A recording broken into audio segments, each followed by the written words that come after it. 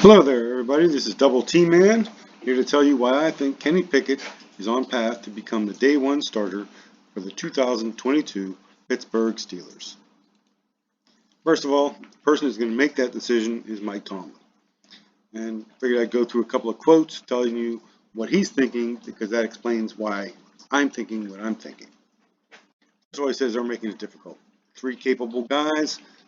They've all been making necessary plays. Basically, it's a three-person competition.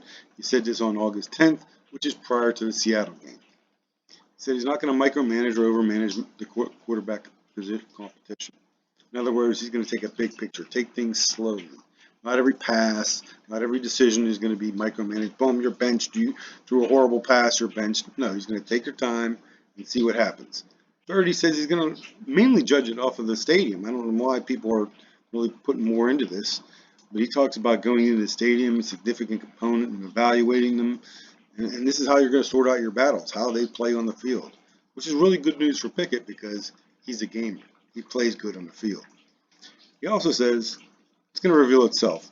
Not going to be made by the decision. Really isn't going to be made by him or others. It's going to be made by the quarterbacks themselves and how they play. So again, how they play. It's how it goes back to the games. So everything's going about the games and the overview, the big overview. First preseason game, Kenny Pickett was 13 completions for 15 attempts. Fantastic, 86.7% completion rate. 95 yards, not all that great, especially when you consider if you take away that last attempt, it was like a 2-yard throw or a 5-yard throw. A receiver broke a run for 24 yards and scored a touchdown at the end of the game. So the 2 touchdowns is a little bit misleading. It was actually kind of one. Would have kicked a field goal if the guy would have, if I'm looking at what really happened, you kind of take away one of those touchdowns. But he did have 2 touchdowns, no interceptions, 2 sacks. One of those sacks was his fault. It's the difference between playing in college and the pros. It was 4th down. He really should have just thrown the ball up for grabs. But, he thought he could run away from the guy. In college, he probably could have. In the pros, not so much. He'll learn that with more experience. Mitchell Trubisky, 4 completions, 7 attempts, 57.1%. The percent's a little bit low, but you know what? He only had 7 attempts. What are you going to do? He had 63 yards, which is over 10 yards per completion, which is really, really good. Better than everybody else.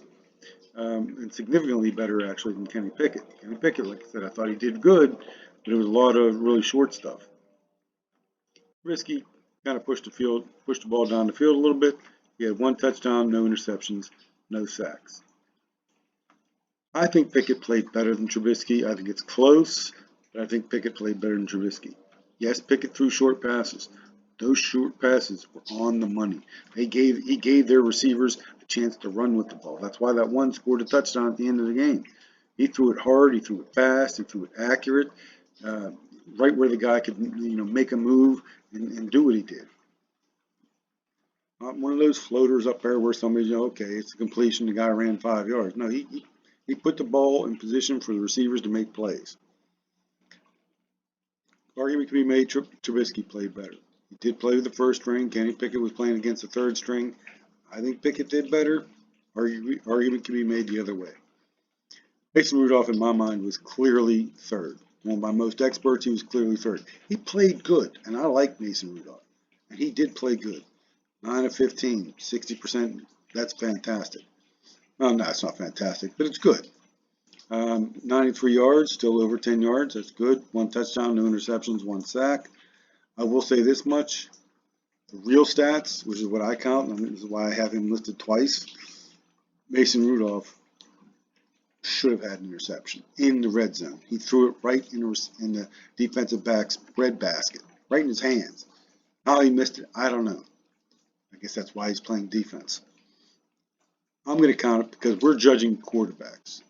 And in the NFL, in the real game, that would have been intercepted. So I'm going to count that. Because I'm going to count that, Mason Rudolph clearly was the worst quarterback out of 3. He still played very good. I was impressed. I'm not saying he threw a beautiful pass to George Pickens in the end zone, who's going to be a stud this year. Contract situation, which I think is really important, especially in this particular situation. Kenny Pickett, 5 years, great value for the first 4 years, and good value for the fifth year. Mitch Trubisky, 2 years, very good value. Not quite as good as Kenny Pickett, but 2 years. So he's significantly below in that, like I said, 4 years of greatness, a great contract with Kenny Pickett versus 2 years of very good for Trubisky. Clearly, contract-wise, if you wanted to pick one of these guys to be a super stud, you'd really pick Pickett to be it, just because that's what you want. I'm not saying that's going to happen. I'm just saying, you're not going to put him in there just because he's a starter.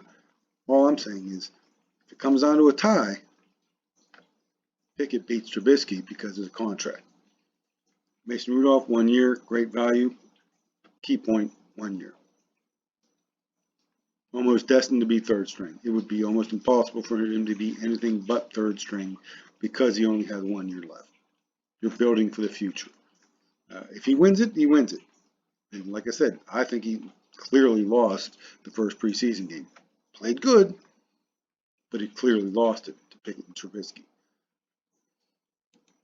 Here we are, first preseason game. Mitchell Trubisky is a starter, plays the first quarter, plays very good. Mason Rudolph comes in as a backup in the second quarter, gets booed by the hometown field. I think he was booed because they wanted Kenny Pickett, not so much that they were against Mason Rudolph, but he was still booed. The boos got louder when after the first play he got sacked. He showed good gumption. He came back and he did good, and he did throw a touchdown, and he did play good. So, considering all that pressure and how the fans reacted, I'll give him credit for that. That was a good job. Again, not quite as good as Trubisky or Pickett, in my opinion. And Kenny Pickett came in, played second half. I thought he played the best. Want to call it a tie between him and Trubisky? That's fine. Some people could say Trubisky, had a better day. You could say that. I wouldn't say it, but you could say it. I'm not going to argue with you. Pickett definitely played better than Rudolph. Second preseason game, this is what I project is going to happen. And based off of what I heard from training camp today, it's probably going to happen. Trubisky is going to be the starter. Kenny Pickett will be the backup. And Mason Rudolph will be the third string. Makes sense. Pickett outplayed Rudolph. It's time to move him up to the backup position. And realistically, if Kenny Pickett is good enough to be the backup, it doesn't matter if he's the best backup. Just because of his situation, he would have to be there for player development. You can't have him at third string. Kenny Pickett cannot, if he's anywhere near ready to be capable backup, and he has definitely shown that in the Seattle game, you cannot have him third string, period. He has to be at least the backup, potentially the starter. And I think he proved that with the Seattle game. And unless he falls flat on his face, he's almost guaranteed to be at least a backup. So I expect Trubisky to continue with the ones, Pickett to play with the backups. He'll move up, and Mason Rudolph will be relegated to third string.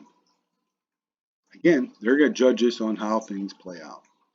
If things play out similar to what they did in the first game, which I totally expect, Kenny Pickett and Mitch Trubisky will play at about the same skill level. Like I said before, because of the contract situation, Kenny Pickett wins all ties. Since Kenny Pickett wins all ties, third preseason game, I project he will be the starter. That is not the end-all be-all. Mitch Trubisky is not out of the race by any means because Pickett starts the third preseason game. I think Pickett will win it in that game. I think he'll actually outplay Trubisky, and if not, he'll at least tie. And like I said, he'll win all ties. So I expect him to win the starting position in that third preseason game. But he will have to win it because it will still be a competition. So this is how I look at it. I think Mason Rudolph is going to be third string quarterback, and I think so because, well, one reason, the Steelers are Super Bowl contenders this year. They have a top 10 defense, top 10 receiver, top 10 tight end, top 10 running back, an improved offensive line. If they can get anywhere decent quarterback play, they're going to be Super Bowl contenders. Oh, I forgot to mention the fact they have one of the best kickers in the league, and a punter that I really like, and a return game that I think is going to be really good. So this team is really set up to be really competitive.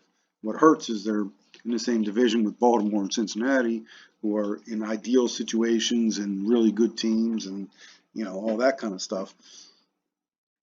Pittsburgh was in the NFC, they'd probably be Super Bowl favorites. But they're in the AFC, and they're in the AFC North, and things are tough here.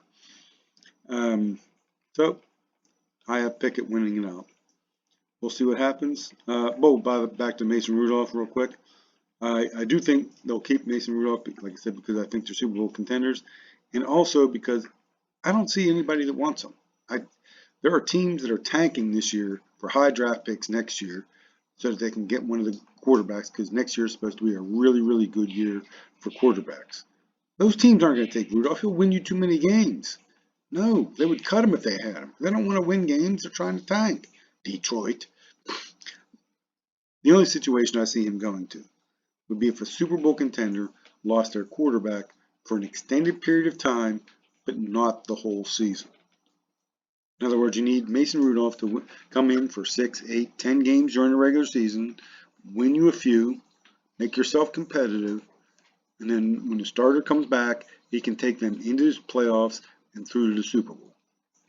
That's the only way I see Mason Rudolph being traded. Otherwise, he's an unproven quarterback on a one-year deal. Not exactly high demand. And I'd rather have him than a 7th-round pick. So, Kenny Pickett will start regular season game number 1 against Cincinnati. You heard it here first. This is Double Team Man saying bye.